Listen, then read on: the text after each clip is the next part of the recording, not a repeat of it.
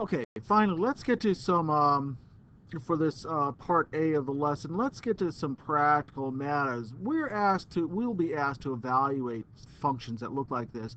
Evaluate the inverse sine of each of these values right here. So let's talk about how we're going to do that. Remember that when we are talking about our functions, I didn't want that line there. Here, I want it to be a nice solid line here. Let's make an x and y axis.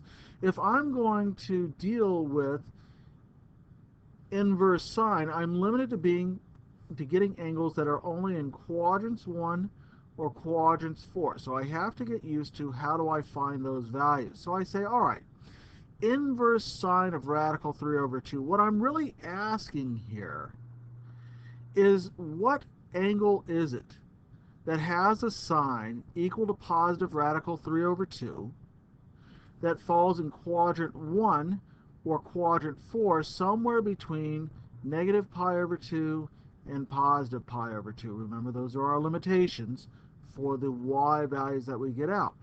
So we think radical 3 over 2 is associated with a right triangle, probably in the first quadrant, whose ratio of opposite side to hypotenuse is going to be radical 3 over 2. And so if we frame it that way, our ratio, radical 3 over 2, is the kind of right triangle that contained the angle pi over 3. And so that's our value, pi over 3. Right? And again, the reason is that the sine of pi over 3 in the first quadrant is radical 3 over 2. All right, what about the inverse sine of 0? Well, it's a little bit more difficult. We can't really draw a right triangle right here because angle of 0, right? Or value ratio of 0. But we do know that on this interval, when we have an angle that falls right on the x-axis, and we said, well, let's make this the point 1, 0, the y value corresponded in our unit circle to that point. So what we could say here is, well, the inverse sine of 0 must be 0. And again, that is because if we recall, the sine of the angle 0, 0 radians, is equal to 0 as well. So keeping that in mind, that allows us to evaluate this function. That's supposed to be a little thought bubble there, not a number 0 here. Let me put a little bit of thought bubble stuff in there. Okay. How about this last one? Inverse sine of negative root 2 over 2. Now we need to be careful.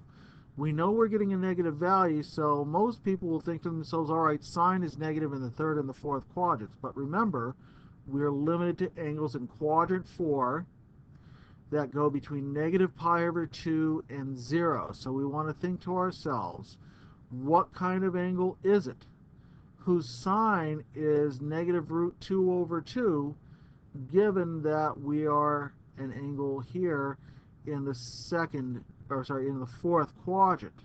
Well, the answer to that one, if you recall, is that that would have to be the angle negative pi over 4.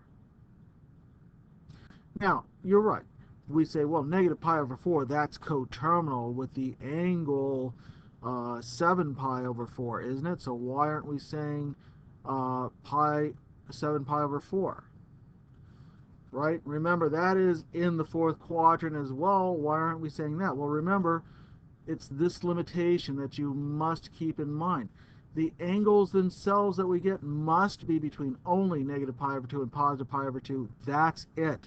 So, in this case, the only answer, the one and only answer, this is the reason why it is a one-to-one function, is that it's negative pi over 4. Well, how about a few others here? Let's try these out. What about that cosine? Well, inverse cosine, recall, gives us angles whose values are limited to those in the first and second quadrant. So our angles will be somewhere between quadrant 1 and quadrant 2 this time.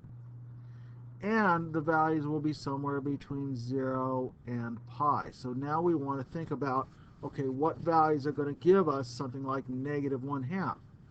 Well, cosine is only negative between these two choices in the second quadrant, and if we were to draw the kind of triangle that contains a cosine of -1/2 here in the second quadrant, -1, +2, we might think to ourselves for a minute, well, I know that the angle pi/3 has a cosine of 1/2, so that would make my reference angle pi/3, and that would make this angle out here 2pi/3 if we think about the reverse engineer the situation in which we had a right triangle that contained pi/3 in it here in the second quadrant, and here's pi. We can think, well, pi minus pi/3 gives us that standard position angle of 2pi/3, which is why we're saying that the inverse cosine of -1/2 would be 2pi/3. How about the inverse cosine of 1? Well, again, remember, where does that terminate? The only angle in this interval from quadrant 1 to quadrant 2 from 0 to pi that has a ratio of 1 is right here at this position, 1, 0. And if you recall, that means that the first value right there, that's where we get 1. And so the angle we're looking at right here is 0. And again, if you want to think about it this way, it is because cosine of an angle 0 is equal to +1 this time. And so kind of like what we did with our sine function, we look for the value of cosine based on what we already know. All right, one more set. How about these inverse tangents? Well, inverse tangent is a lot like inverse sine in that we're limited to values of angles that are between -pi/2 and +pi/2. They don't include -pi/2 and +pi/2 due to the fact that there is an asymptote associated with this tangent function, but we know that whatever angles we're going to get are somewhere between -pi/2 and +pi/2, so we think, well, what kind of angle is it that has a tangent equal to 1? And a few moments reflection might bring you to the conclusion that, yeah, that was the kind of right triangle that contained the angle pi/4, because we knew that if we had equal sides on our right triangle containing that, pi/4 would be the only kind of right triangle that would contain it. So we say our inverse tangent of 1 will be positive pi/4. Again, it's a first quadrant angle. We can only have quadrant 1 and quadrant 4 angles involved here. All right, inverse tangent of -√3. Well, okay, we're looking for the kind of right triangle, ratio of opposite to adjacent side, whose ratio would be -√3 or possibly -√3/1. So again, a moment's reflection about this one will reveal the fact that we would probably have a right triangle in which this time we have +1 as the adjacent side, -√3 as the opposite side, and that fits the kind of right triangle that contains the angle -pi/3. And so we write our answer right here as -pi/3. Again, not 5pi/3, not some other angle that could be a negative possibly in the second quadrant. We're limited to values between -pi/2 and +pi/2 only. So when you're evaluating your basic trigonometric functions, these are the ratios that you'll want to stick with. Okay, a second portion of section 6.5 will be made separately.